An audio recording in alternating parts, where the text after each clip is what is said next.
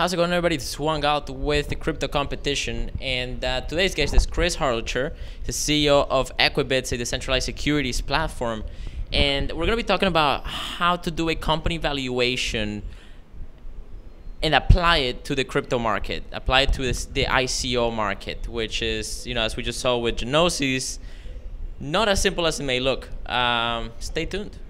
Bump to the boot, to the boot, to the boot, boot, bump to the bass, to the bass, bass, bump to the boot, to the boot, to the boot, bump to the bass, to the bass, bass.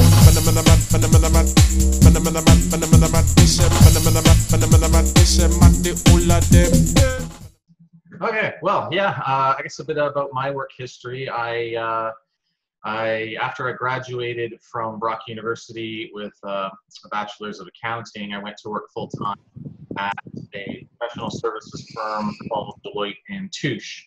And they, along with Ernst & Young, Price Waterhouse, and KPMG, are known as the Big Four. And these are the world's largest professional services companies. And they do things like consulting, tax, and financial statement audits.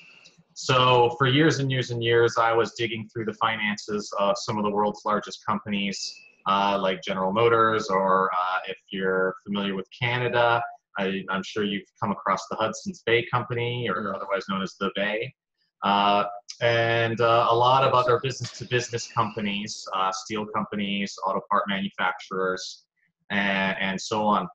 But while I was doing that, a lot of the stuff that was falling onto my plate was the financial instruments that these companies had. And a lot of these companies are global. They deal in multiple currencies. They have debt or they're owed money in other currencies.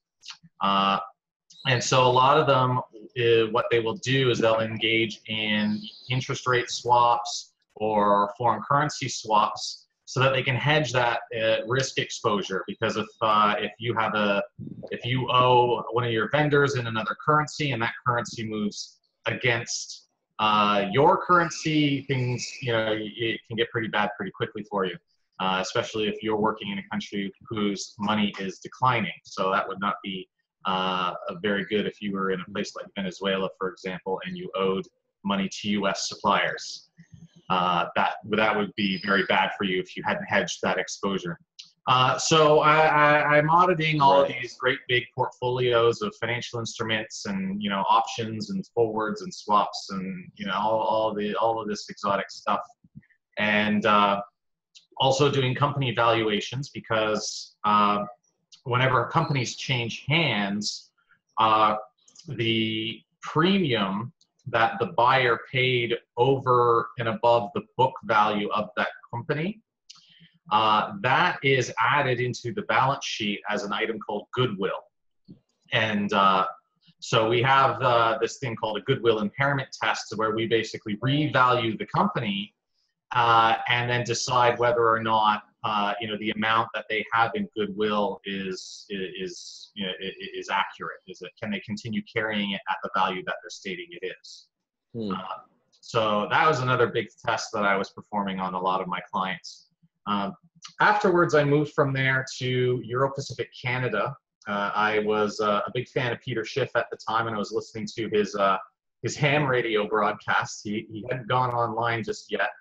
And he had mentioned that he was going to expand Euro-Pacific into Canada. So very quickly shot him off an email and said, hey, I just got my chartered accountant letters and very interested in helping you and your company out in any way I could.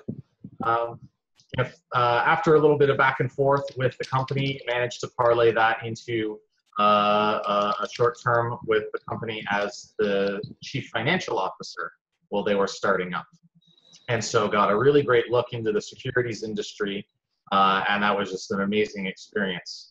And then from there, went on into starting up my own consulting practice called My CFO, where I provided outsourced CFO services and management consulting services to companies of all sizes. So I worked with one of Canada's largest energy companies, several insurance companies, helped start up another insurance company.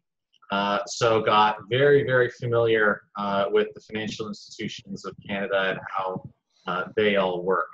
And so I was hoping to do a bank along the way and finish that sort of the trifecta of securities dealers, insurance funds, and banks. But things eventually started picking up with EDC, and so now I'm mostly focused on actually building Equibit. So yeah, that might be making some banks a little hot under the collar, but that's all part of the fun. That's awesome. Yeah, and for people that don't know what EBC is, we did an interview in January where we kind of go over the whole thing. But do you want to like talk a little bit about that, like just the sort of the quick pitch, or we can? Sure. So, Yeah. well, so while I was at Euro Pacific, I was inspired, I guess, by the archaicness of what's called the back office. So the back office is, you have your sales, you have the sales side of the office, then you have your middle office, and then you have your back office. And the back office is just concerned with churning out paperwork and actually getting all of the trades that the salespeople have executed actually processed, so the securities will move from one account into the next.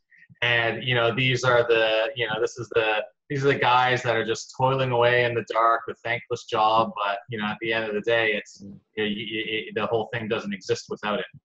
But coming from the manufacturing and retail industry, this was in the early 2000s, and of course the buzzword of the day was ERP. And so we have these big giant God programs like SAP and Oracle that are completely taking over the industry. And these things are so fast, so slick, so easy to use, so automated. They were just absolutely beautiful systems to work with. And of course, I get into the back office of a securities dealer, and the software is basically it's written like it was in the Windows 3.1 era, dot matrix printers. The UIs are garbage, the reports are garbage, everything is slow and practically incomprehensible. And written in ancient programming languages, even for things like Fortran and COBOL, if you can believe that. Wow. Not Fortran and COBOL are they're fine programming languages, but it's just kind of giving you a glimpse of just how dated everything is under the hood in the financial industry. Wow. So seeing this system and how it works, and then becoming exposed to Bitcoin around the same time, really pushed me in the direction of saying, hey, this whole Bitcoin thing is really, really cool, and I can see exactly how this system would work in the banking industry as a cross-border payment system or an interbank settlement system or any kind of settlement system for a new type of international currency. We had gold and we have SDRs, and now we're going to have Bitcoin. So the securities industry functions basically the same way as the banking industry. It's just that in the banking industry, they're only doing one kind of asset. They're doing dollars.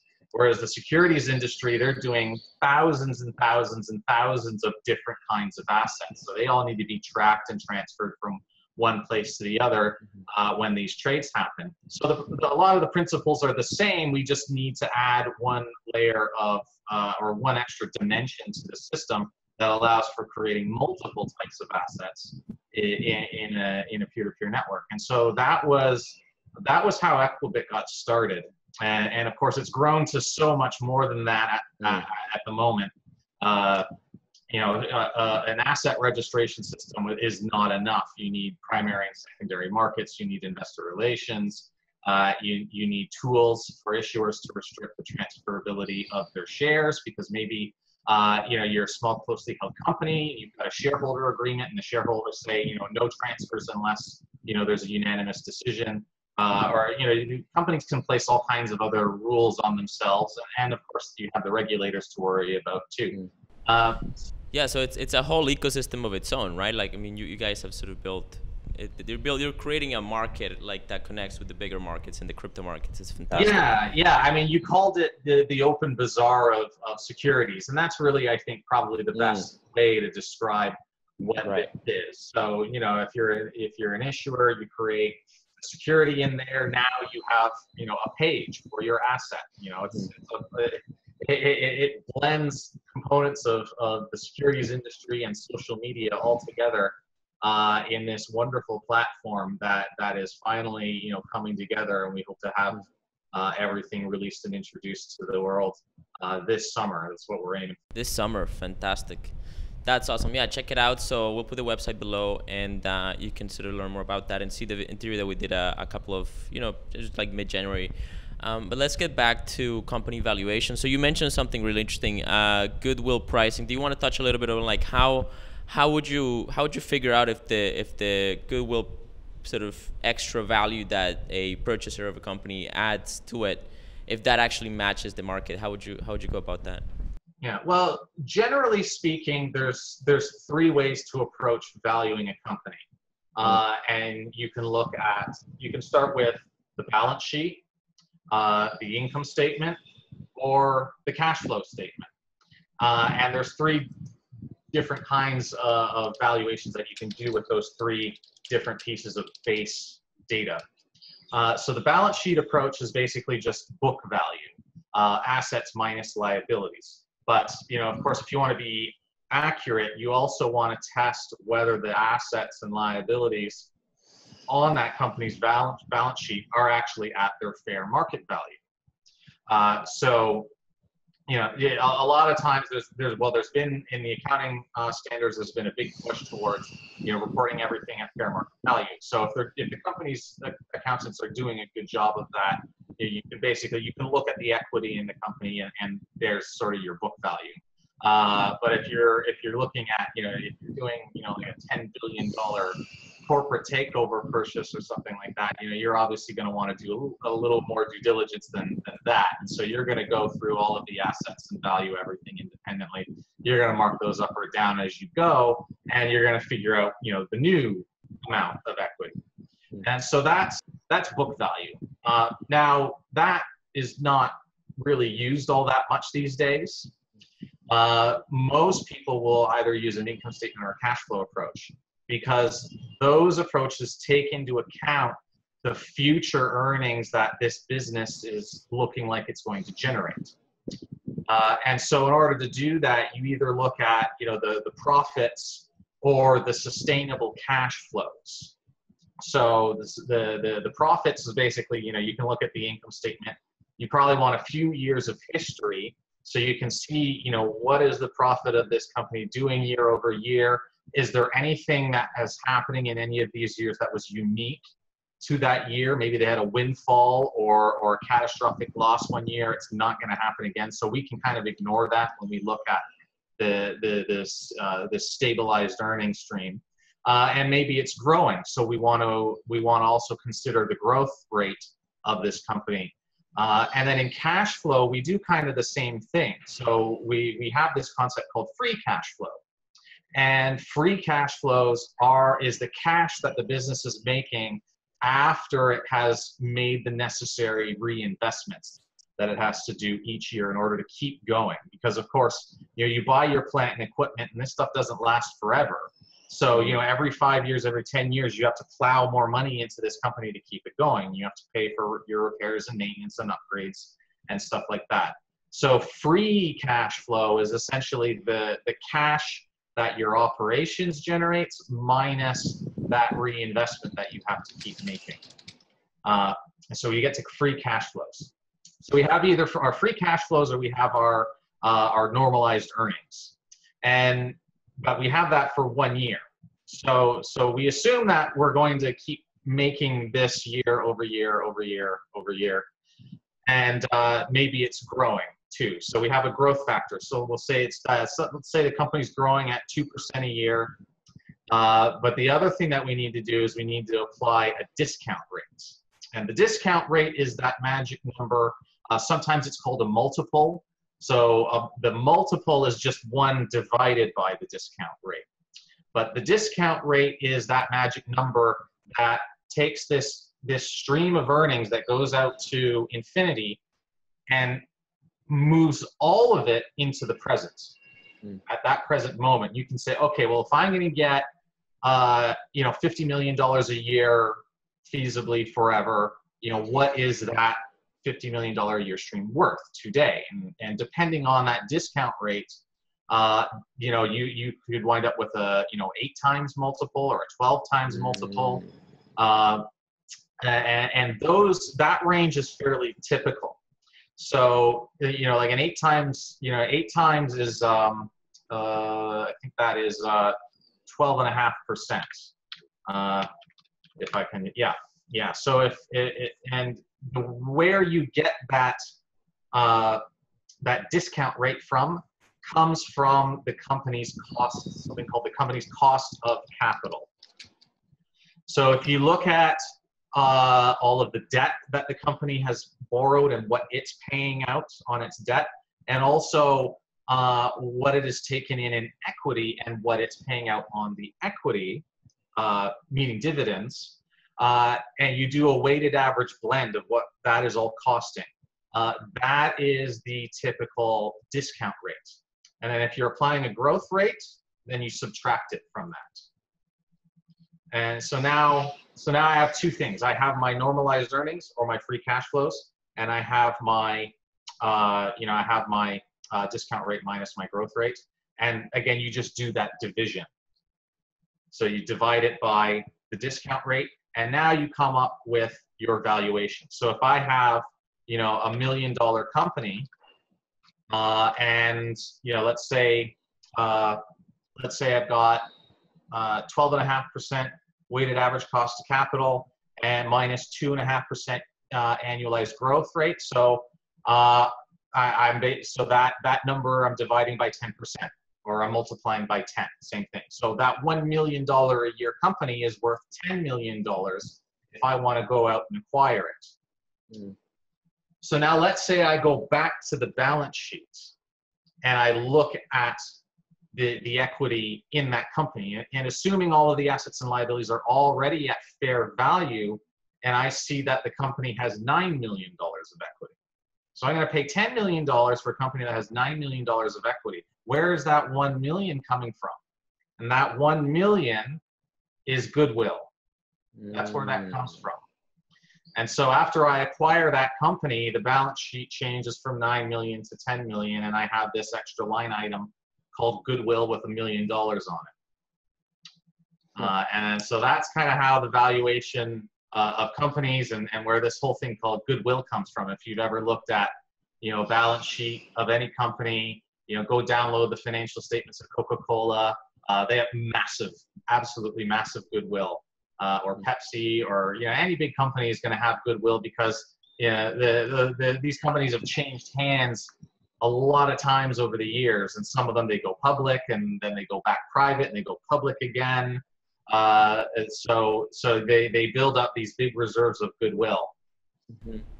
That's fantastic. Thank you for explaining that. I think that's like a legendary little sort of presentation or speech that you just gave there. I'm gonna have to like go back and take notes and just do a bunch of research, but that was really good. Appreciate that. And so is goodwill like capital, right? Like somebody buys a company, they pay 10 million, so now the company has that like their market cap basically just went up, right? It's like somebody's just buying the books and it raises it by 10 million in market cap. Yeah. It's basically, you know, it's like brand value. You know, this company is earning money, and we can't really tie it to any one particular asset or operation that the company has. So people value what this company is doing, and it's not for anything, you know, in its assets or necessarily for what it's doing. So you know, that this boost that this company has managed to create for itself, you know, that has value, and that doesn't typically go away unless, you know, you drag a guy off your airplane and beat him up a little bit. So these things have value, and as accountants we try and measure all of these things, and the way to do that is you look at the company's earnings versus what, you know, the company actually has on its balance sheet, and you collect that difference as goodwill. Right on.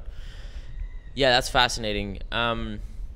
Okay, so that really helps me understand where company valuation professionals are coming from. That's really good. Now, how would you how do you suggest, or how would you go about and apply this? I mean, with ICOs, all you have is an idea, a white paper, and faces and names of team members. So of course you can go back and you can look at the team members. You can see what kind of projects they're working on. You can sort of measure like the talent and look at, maybe try to figure out sort of what had the company cohesion and stuff like that, or like the how the company's structured. But how would you do a company valuation for an ICO? Like, obviously this is it's probably very speculative, right? But you can probably get some numbers that are useful, right? So before I get into ICOs, Sure. What we're talking about here is valuing startups. And of course, when you're valuing Right. startups, you don't have the benefit of any of these financial statements, usually. Right. So you don't have an income statement, you don't have cash flows, the company's probably not even generating any of those things. All it's doing is spending money. So when you come into these situations, all of those other valuation approaches that I just talked about, they break down, they stop working. So you have to do other things. Okay, wait. So before we go into ICOs, why don't we talk about altcoin, applying it to altcoins that are already sort of have been around for a while, where we have some data, so we can apply some of those fresh concepts, and then maybe talk about ICOs. Well, yeah. So we need to make a distinction between the coin and the company, because they are two very different things. One is a network protocol with a native token on it that once it's released, ostensibly is going to be out of the control of that company who made it, versus the company who hopefully has some sort of business model or plan to capitalize on that network after they've released it. Maybe they're mining it, maybe they are selling other kinds of products and services to people who want to use that network. But really, as you know, with open source software and a peer-to-peer network, once it's out there, there's it takes on a life of its own. And if I go and I look at blockchain.info's income statement, that's not going to tell me anything about how well Bitcoin is going to do in terms of its market cap or the value per token. So we need to separate these two things. And there's a big point of confusion that's going on, I think, in the industry right now.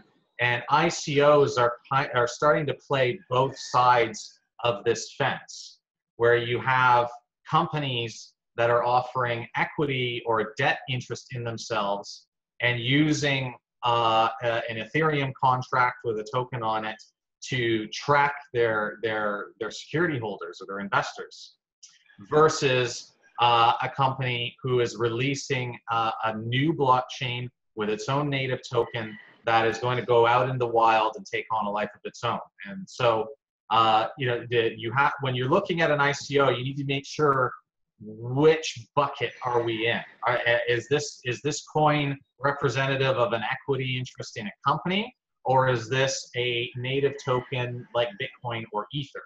Because depending on which one it is going to completely change how you approach things. So if the token is an equity interest in something, we need to find out what that something is. Is it an operating company? Is it a fund? Is it something else? So in the example of Iconomy was a crypto asset fund. So people who are buying ICO tokens are equity holders in a mutual fund that is backed by other cryptocurrencies. So if I'm buying a fund unit, who is the fund manager? What is the investment strategy? What is going to go into the underlying? How often is it tracking an index? And what is that index? How often do they rebalance their portfolio? Is it going to be actively traded? What authorities does the fund manager have that they can do? If it's equity in an operating company, what is their business plan? Who is the team? What kind of revenue streams do they hope to get? What is their marketing strategy? Who are their markets? Who are the customers? How are they going to reach them? How are they going to get the money? Because at that point, if I'm buying equity, I'm interested in the profits and cash flow that that company is going to take. Versus if I'm buying maybe a pure token ICO. So for example, if I'm buying Ether in the Ethereum ICO, I'm not necessarily interested in the profitability of the Ethereum Foundation or any Ethereum-based company that is going to provide services to Ethereum users. I'm more interested in the white paper. So what is it? What is this network that I'm essentially buying access to? Because a pure cryptocurrency token is best described as an exclusive, limited, transferable software license. So long as you have that token, you can get onto a network that people who don't have that token can't. And there's only so many of these access rights to go around. And of course, you can transfer them from yourself to anybody else in an instant. And if you have a token, nobody else has that token. So they're also exclusive. So when you think about these things this way, an ICO can take on a lot of different characteristics. It could be an equity sale. It could be a fund unit sale. Or it could be a software pre-sale. Because you see a lot of software companies are now doing that, where somebody's going to come out with a new release of a software, and 6 months before they do that, reserve your copy today, and you get a 25% discount. So that happens all the time, and so a pure token ICO it has the characteristics of a software pre-sale, but it's depending on the terms and conditions. I'll say it can take on the characteristics of a lot of different things. So the way you value these is going to have to depend on what that token represents. Right. Yeah, that makes a lot of sense. Yeah. Okay, great. So do you want to move on to ICOs a little bit? Well, again, it depends on what the coin is trying to do. Sure. So let's say, let's just take the most well-known coin, Bitcoin. And, so if I wanted to try and value where Bitcoin could theoretically go, you got to look at what is its business case, and what is Bitcoin here to do, or what can it potentially do, and what it can potentially be is a replacement for, at the very minimum, global base money. If not, possibly even higher monetary aggregates like M1 and M2. If it manages to successfully find a retail payment solution, which we're not there yet, but possibly Lightning Network or some other kind of sidechain solution will come along that will make that happen. But yeah, then it can really get into these higher monetary aggregates like M2. So compare the Bitcoin to what these global monetary aggregates are, and then you can look at it and see if it gets up to 5% of global base money, or 10%, or 20%, and that's feasible, and it's happened before too. I mean, the euro didn't exist in the early 90s, and now not even 30 years later, it's one of the most valuable currencies on the planet in terms of relative base money value, or M1 or M2. The U.S. dollar, the euro, and the Chinese yuan together are huge chunks of that market. And the euro hasn't even been around for 30 years. So could Bitcoin, retrace that progress of the euro, over the next 25, 30 years? Or, maybe if you're looking at that, if you're in it for the long haul, like me, if you're not, maybe, what if you're just going to sell the ICO coin at the earliest possible opportunity, you're maybe not looking at, fundamentals like that. You're looking more at things like, what's the hype around this thing? You're trading. The old saying goes, buy the rumor, sell the facts. So maybe that's what you're doing. So again, it's going to depend on your strategy. But if you're a long-term buy and hold investor like I am, you're looking at things like the fundamentals and what can this system feasibly do. And depending on how you want to slice up the monetary aggregate and how big of a share of the global monetary aggregate Bitcoin could do. And even at the moment, it's still tiny. It's not at the bottom of the list, but it's certainly it's certainly got a long way to go. But let's say Bitcoin. Well, let me back it up 1 second. So, roughly speaking, right now the Chinese yuan is 25%, around 25% of global M2. And if Bitcoin can make it up to 25% of global M2, then a single Bitcoin would be worth $1 million at today's value. Okay. Because we're talking about, global M2 is about $65 trillion. So if you take a quarter of that and then divide it over 21 million Bitcoins, that's, feasible upper limit to what a Bitcoin might be worth. And so that was a valuation that I did years ago. There's other people who have done other valuations looking at, other bases. So, my base was M2 and taking a chunk of M2. Other people have done other valuations and saying, if Bitcoin as a whole can reach the same value as the total above ground gold stock, which is about 175,000 tons of gold. If Bitcoin can reach that value, then again, one single Bitcoin is worth about $1 million bucks. Wow. So Ethereum, but then we get into things like Ethereum. And Ethereum, you have to kind of really understand what this system is and what's the business case, what is it there to do. And Ethereum is essentially a cloud computing platform. So you compare that to maybe AWS or Google Enterprise Cloud or Microsoft Azure. And if you're able to find the details on what those particular operations are generating in terms of profits or cash flows, you can do that valuation again and come up with a theoretical upper limit to what a single ether might be worth. So there's really no easy way or one-size-fits-all way to approach an ICO when we're looking at a pure blockchain token, because everybody's coming out with different use cases. Yeah, the upside potential can be massive if you take sort of the biggest players in the industry, and it may be fair, but it also how would you counterbalance that sort of bullish potential? What kind of things do you look at that you would think are maybe what are red flags in your mind when looking at ICOs?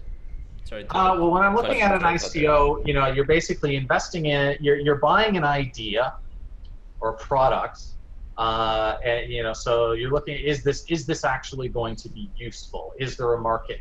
Is there a market for it? That's one thing, and if they have that, great, but that's still step one. The next step is, does the company have the people there to be able to bring it to fruition? Do they have the experience? Do they have the skills? Do they have the organizational capacity? Because what is the quality of the white paper? Have they done anything like this before? All of these things become important, not only for ICOs but for any startup, because again, you don't have a lot to go on. And so, what you're really buying into is the quality of the team and the people and their experience and skills. And if they're not there, then it doesn't matter if they have a really good-looking white paper. If they can't, build it, an engineer without a good construction team is not going to get, that skyscraper's not. You're never going to see it. It doesn't matter how much money people throw at them. If you can't get a good contractor or development company, it's not going to see the light of day. So you have to look at the team, right after you look at the idea. And if the idea is good, look at the team. How well are they organized? Who are their lawyers? Who are their accountants? And are these guys setting themselves up to really do something? Yeah, that's great advice. And I don't know if it's a technically advice, right? It's like a tricky word, but that's really. Yeah. This is not official financial. This is not financial advice. But that's really good insight. Yeah. All right. So I mean, there's a few places we can go from here. Let's. Do you want to talk about how to judge the way that a company sort of management is structured, right?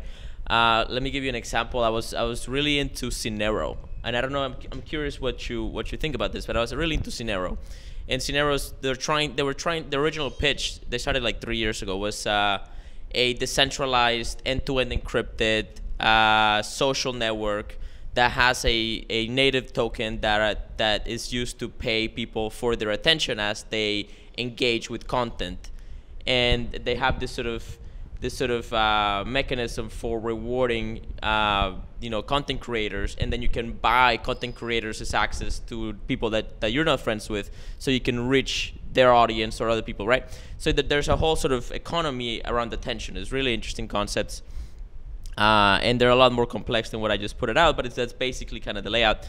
Anyways, long story short, 3 years later, they do a second ICO. They've been building the backend for a while and front end and things, or 2 years later, they do a second ICO.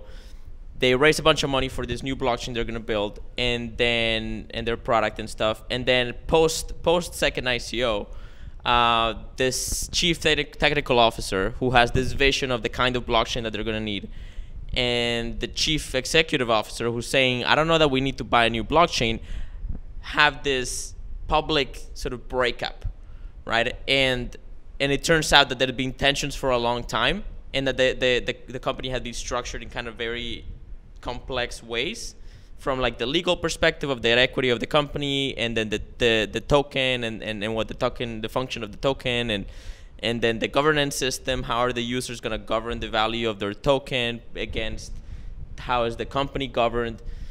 And basically, it's like a 4-week sort of drama. The price plummets to the bottom, and eventually the CEO and a bunch of stakeholders decide to legally kick out the chief technical officer.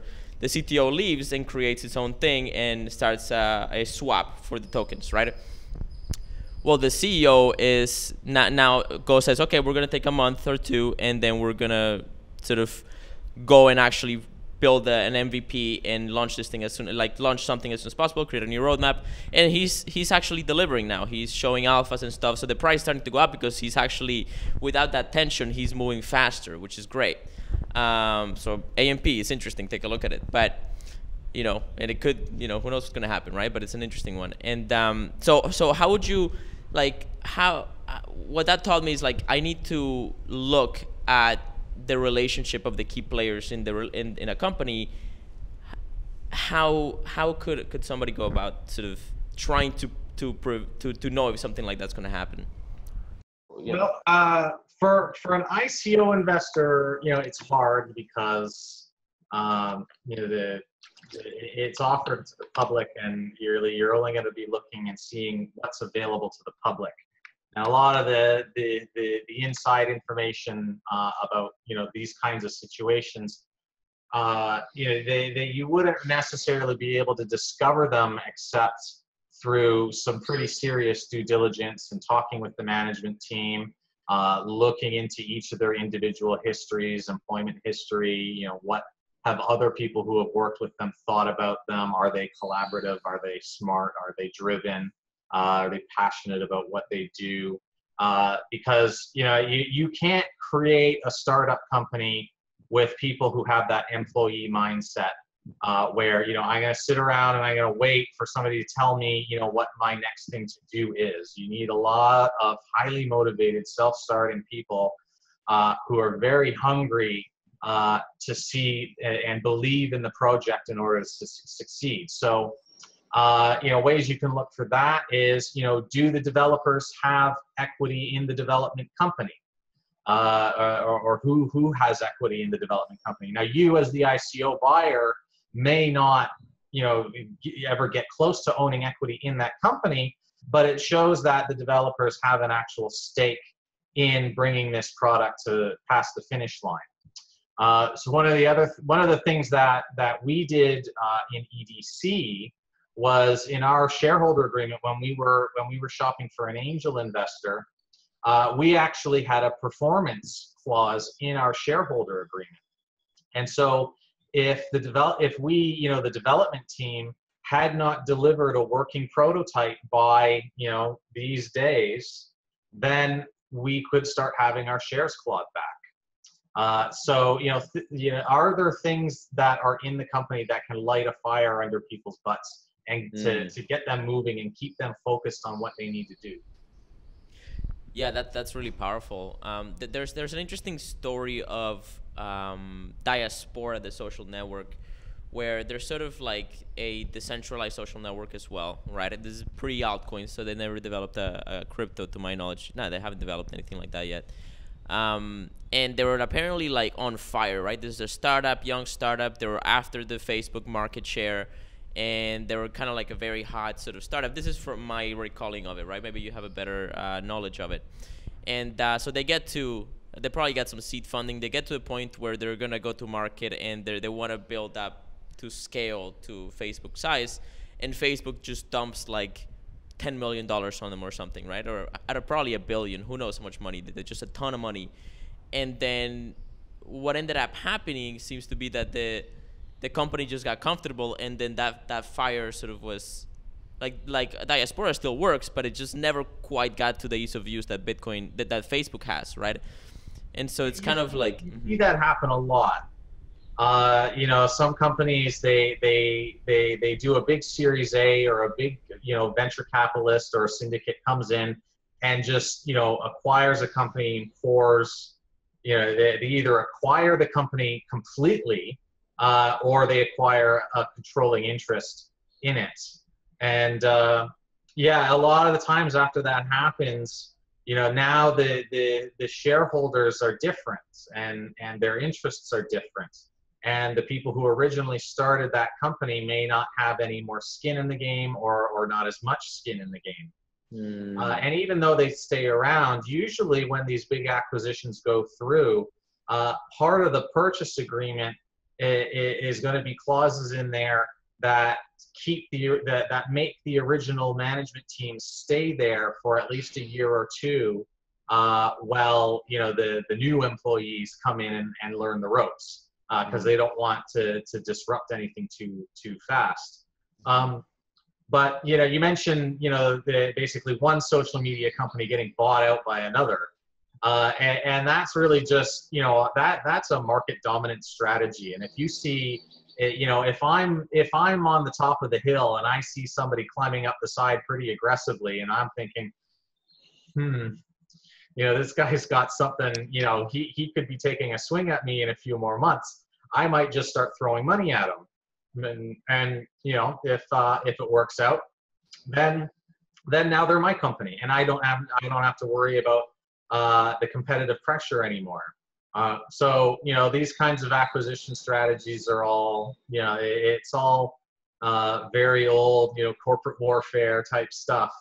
How do I get to the top, and how do I stay there once I'm there? How do I stop a hostile takeover, or how do I not leave myself open to one? Or how do I, if I see the opportunity for a hostile takeover, how do I do it? Because the hostile takeover, there's not just one way of doing something like that. There's lots of ways you can the companies can leave themselves open to these kinds of strategies. So yeah, it's an interesting playing field. And in the old business school, there's a lot of good books about that, and they're actually war strategy books. So there's a reason why the Book of the Five Rings, or The Art of War by Sun Tzu were such popular books because business people in the 1980s discovered these and they started adapting the strategies in these war books to the business world. So of course, the businesses aren't out there using, guns and bombs. They're out there using, short sells and put options and convertible bonds and figuring out all these kinds of ways to, either gain influence in a company or outright just, compete against them and drive them out of the market. So it's a very big, it's the world's most exciting chess game. It's the best way I can say it. Yeah, it's absolutely fascinating. I mean, I've been trading altcoins very regularly. I would say up to daily lately, but monthly before, and then long term at the beginning when I started. And the more I learn about trading, the more I realize that it's a really interesting thing, because there's a kind of zero-sum game when you're trading against other traders. And so it really is a kind of like an accepted, a mutually accepted kind of warfare. It's like boxing, right? So it's sort of win-lose when you're trading, but from that engagement, you get price mechanism. The price mechanism creates liquidity and a bunch of other things, and from that engagement emerges a sort of mutual value that's greater than without the parts. So it's this magical thing, this sort of phenomenon, right? Of course, when you're talking about like stock trading and equity and like when you're talking about sort of market competition in the current environment where there's a lot, like there's governments and then there's all this sort of political kind of sidelines, then it gets a lot more gray area and can be, very nasty or vanilla and decent, right? But it is amazing how much it can like the warfare sort of mindset can apply when you just change the tools basically. Yeah, and when you're in altcoins, watch your back, because so in markets we have things called thinly traded assets, and a thinly traded asset is one where there's not, it's not a big market. The market cap of the entire thing is very, relatively very small, not very active either. So there's not a lot of daily volume. And so when you have this kind of a market, it's very easy for the larger players to manipulate it. And, of course, in one of the big examples we see today that a lot of people have complained about over the last few years is the gold and silver markets. So we have these great big players, JP Morgan, Credit Suisse, a lot of these big banks. The London Gold Pool is another example of that, or the London Fix, that consortium of people who sit around twice a day and decide what the price of gold is going to be. So we have these big giant players who, any one of them could buy the entire gold market 100 times. And so when they want the gold price to go somewhere, they have the capital to move the market wherever they want it to go. And so multiply this situation 1,000 times. And that is, for the moment, a lot of the altcoin market. So if you go down coin market cap, a lot of these altcoins, they have, $100,000 market cap, $50,000, $30,000. And, for, an investor of even moderate means, to swing that market and just put it in a whipsaw and just grab it and turn it into its own little puppet, those kinds of risks are there. And there are people out there, I'm absolutely certain, that do that. And, they'll put out, news stories. They will put in phony bid or ask orders.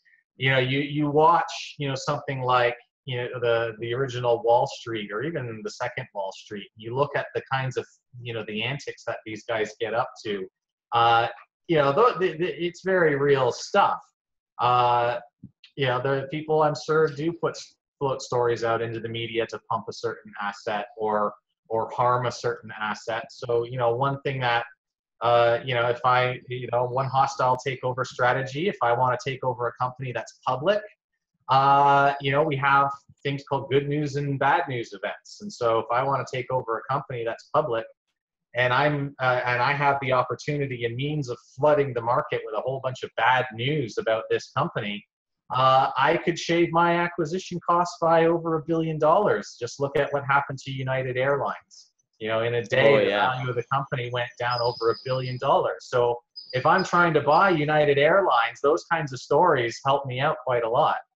And we'd be foolish to assume that there aren't people out there that are employing strategies just like that. So watch your back, keep your skeptic hat on, and, don't put in anything you can't afford to lose.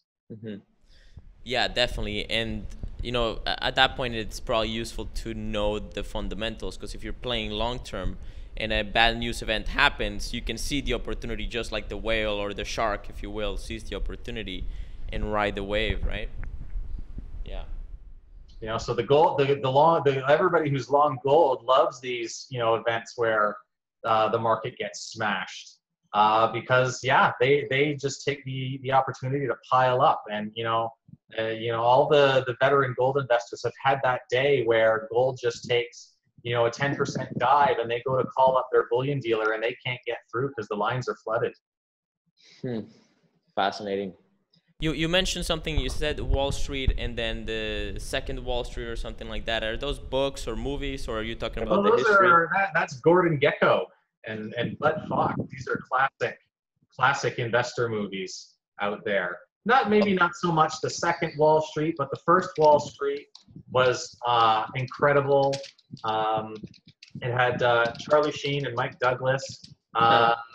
Mike Douglas, I think he won an Oscar for the performance.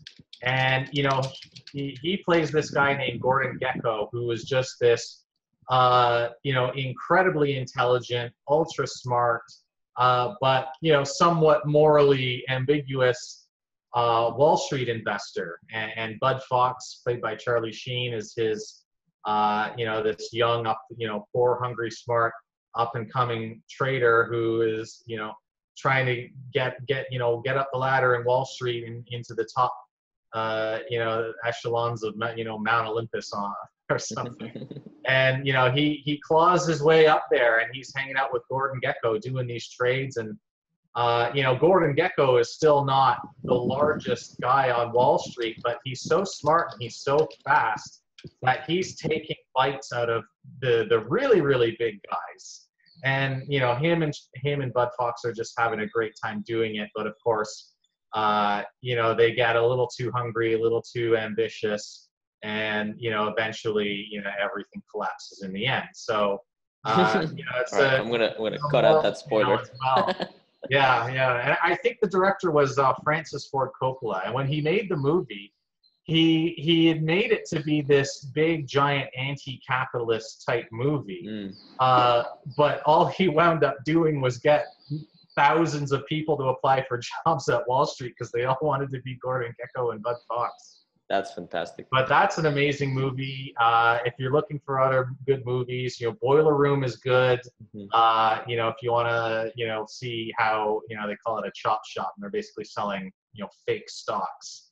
How that all plays out. The Giovanni Ribisi's in there. He does a great job with that one. Or another one is Other People's Money with Danny DeVito. Larry the Liquidator has an absolutely incredible speech in this movie that I think everybody got to hear. Okay, so Wall Street movie with Charlie Sheen, Michael Douglas, Gordon Gekko. Was there a second Wall Street movie? Well, there was a sequel, about 15 years later or so that came out. That's not as good. That's got it's got Mike Douglas. He comes back. Charlie Sheen makes a cameo, but it's mostly about this new actor who's dating or wants to marry Gordon Gekko's daughter, and I can't remember the actor's name right now. Oh no, Shia LaBeouf. He's infamous now. It's hilarious. Just do it.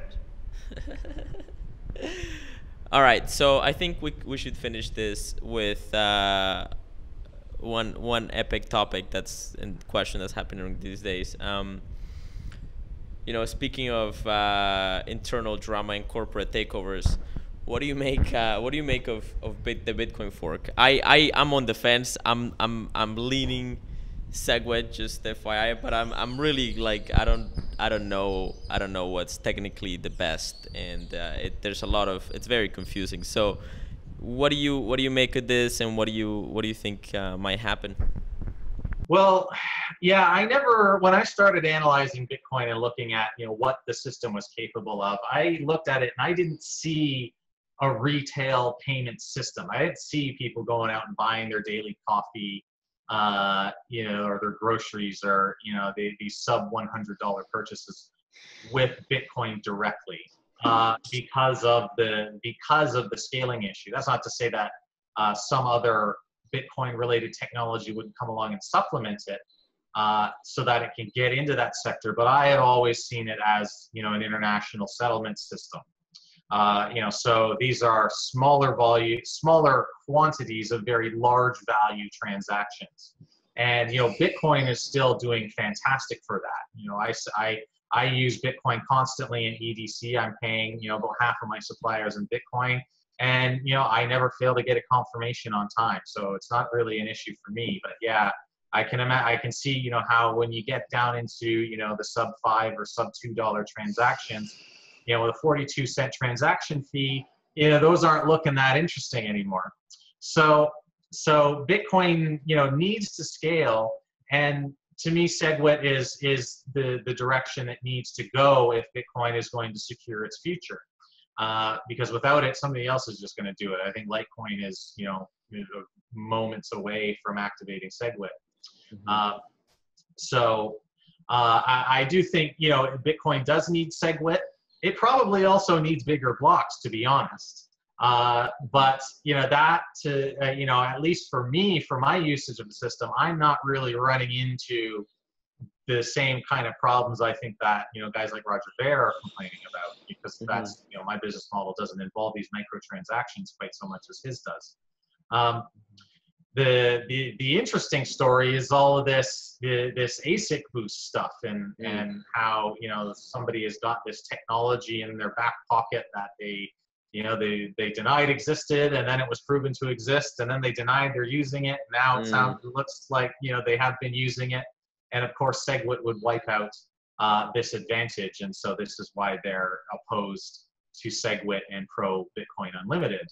Because, I think everybody wants to see Bitcoin scale, but, certain actors who are relying on this technology, I think would rather not see segregated witness implemented. But I think segregating the witnesses is the right thing to do, if not only for the small bump in transaction processing speeds, but for solving the transaction malleability issue, which allows for all kinds of more expansions to be built on top of Bitcoin. And that's what we need for this ecosystem to continue. So I'm all for SegWit. We're putting it in Equibit. It's going to be there. And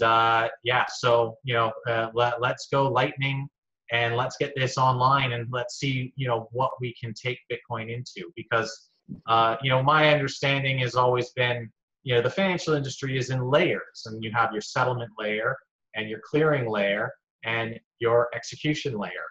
Bitcoin, or any proof of work blockchain, is a fantastic settlement system. You've got, irreversible transactions, and extreme security, which is exactly what you need in a settlement system. When that asset moves from over there, it needs to stay there, and it needs to be as close to impossible as you can to undo that transaction or manipulate it. Proof of work is fantastic for that in terms of security, reliability, not so great on the speed side. So this, the traditional industry already works like that. That's why we have, T+3 settlements in the securities industry, because settling assets takes time. It's a slow, annoying process. But that's why we have these other layers. We have a clearing layer, or sometimes called the net settlement layer. And that's what I think Lightning has the potential to be. And now we're up to billions of or millions, possibly billions of transactions per second. And, yeah, not a problem anymore. So, we could do it daily or hourly settlements to the Bitcoin blockchain, however that's going to work. So that's, I'm a big supporter of SegWit. It's why we're also putting it in Equibit. And, I do hope that, the community can come together and, hopefully do the right thing and get this done, because of course, the longer this drags on, the longer, the more opportunity that other competing systems have to launch their solutions and maybe, get ahead of the game. Absolutely.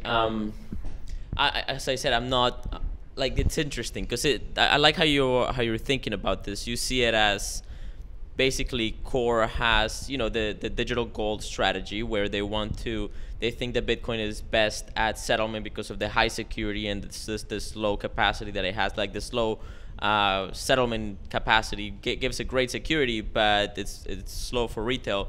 Whereas Roger Ver wants to make it a sort of digital cash, which he's arguing that's Satoshi's original vision. And there's obviously arguments that SegWit can bring digital cash to Lightning networks, but Lightning networks are also, still sort of kind of a pie in the sky thing. Like, okay, maybe we have the technology, but we don't know what it's going to look like in the ground. I mean, at least I don't have a clear picture of that. Maybe it won't be Lightning. Maybe it'll be some other kind of side chain or something. But I mean, it's all part of the decentralized world that we're building, and we're not going to get it exactly right the first time. Bitcoin was not the first of its kind. It was actually, I think, the 5th or 6th attempt at implementing a cryptocurrency. If you go back into the 90s, Adam Back's Hashcash, and there's probably half a dozen other attempts at doing something like gold. And that was Satoshi was just the one guy who closed this one final gap in the technology, and here it is. Yeah, I mean, just to throw out some speculation there that people might enjoy. Here's a scenario that I think is plausible, right? SegWit seems to have market domination from, opinion. People seem to like SegWit better. The miners are sort of fluctuating towards SegWit. Futures markets seem to be against Bitcoin Unlimited on the price side of things. So Roger Bayer's being kind of, it's kind of big, like he's now infamous essentially among a fair amount of people. They don't like what he's doing. So I think, a scenario is Bitcoin Unlimited tries to fork. Hopefully they implement good replay attacks or else they're good replay prevention or protection, or else they're gonna really be hated, like deeply hated, right? That's gonna. I don't see Roger Ver coming back from them if Bitcoin Unlimited doesn't put in a good replay protection on the fork. They fork and then they try to do their own thing, or maybe they join a more retail friendly currency like Dash, or possibly, I don't know about Zcash. Maybe Zcash will be the thing, right?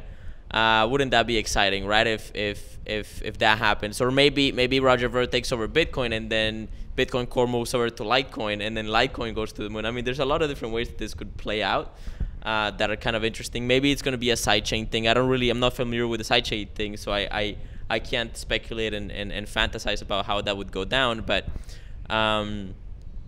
what do you think about this? The idea of a kind of price mechanism of sorts for figuring out what the appropriate block size is, which is what this Bitcoin Unlimited thing is like a variable block size that is determined by some sort of average of what the miners want versus the demand, stuff like that, and the capacity of the network, It's an interesting concept. I'm not sure how that would work. And, because this is just one other thing that the network has to achieve consensus over. Mm-hmm. So now we have to decide, who gets to add the block and how big are we going to let that block be? Mm-hmm. And so I don't know if, I'm not quite, I don't think I quite understand what the market forces would be. What is the supply? What is the demand? I think, the demand is coming, from more transactions per block, but, I guess the supply is, how much uploading bandwidth the miners have collectively, maybe. I'm not quite sure what that would be. So you kind of talked about what you think makes more sense to do. What do you think will actually happen, and with the Bitcoin fork tensions and yeah. Well, I wish I knew. I wish I knew. At the moment, I don't think a hard fork of Bitcoin is that likely. I think there's still, there's so much. It's not like Ethereum where it was out for, like 3 months and nobody had a chance to really get into it and get invested into Ethereum before they started hard forking it. Now, hard forks for Ethereum are kind of becoming the norm. So everybody kind of expects, there's going to be another hard fork in Ethereum, and so. But at the moment, I don't think anybody is really expecting a hard fork in Bitcoin. It doesn't seem to be getting priced into the market, because I would think, if people are expecting a hard fork, I think people would be just hopping off Bitcoin and hiding in another altcoin temporarily until they figure out which way that fork is going to go, and then they'll go back. They'll go back into the Bitcoin that they want. I mean, market dominance of Bitcoin has fallen from like 84% to like 67%. So perhaps there is some of that going on. Yeah, but that hasn't been because it lost any market value. It gained market value, quite a lot of market value over the last little while. It's just that, a number of other altcoins gained a lot more market value, relative to where they started than what Bitcoin did. So I don't necessarily think what we're seeing is, Bitcoin losing any of its luster. I think, what we're starting to see is global interest in cryptocurrencies in general is starting a very big, very healthy, and sustained bull market, because Bitcoin has been going up steady, since it was at like $350 about a year and a half ago. And it's really not showing any signs of slowing down. And in the meantime, we've had other altcoins hit the scene with, unique use cases, useful use cases, and they are getting picked up, and their growth is picking up as well. And it's happening faster now, than Bitcoin did. It took Bitcoin years and years and years and years. And now when a new altcoin comes out, they could hit $100 million market cap in less than a year now. And we've seen that happen several times. So the market is much more aware, the investors are much more educated, and so things are moving faster. And so I think the whole cryptocurrency market together is starting to pick up a lot of steam. And altogether, I think it piled on, and it over $10 billion of market cap in like 6 months, which is just crazy. I mean, imagine a company that grows that fast, and where else do you see something like that? And, I don't really know. So 50% growth in cryptocurrencies in a year is absolutely stupendous. And so, this is the age of cryptocurrencies, and we're still very early in the game. The global cryptocurrency market cap has got trillions more room to grow into. So, hold on to your altcoins, hold on to your Bitcoins, and, don't get shaken out, because we're going to see, a lot of bumps along the way. But yeah, stay hungry, stay smart. Yeah, I have to echo that. I mean, my strategy now is sort of settling at get altcoins, try to find good opportunities to buy, and build revenue streams so that I can keep bringing money in to just keep putting it onto altcoins. So that's I think a good strategy. And yeah, thank you for coming. I think that was a really good conversation. Is there anything else that you want to add before we go? Yeah. If anybody wants to check out more about what I've been up to, you can head to the equibit.org. My accounting practice is mycfoweb.ca. Awesome. Thanks so much, Charles. I'll put all the links below, and see you guys later.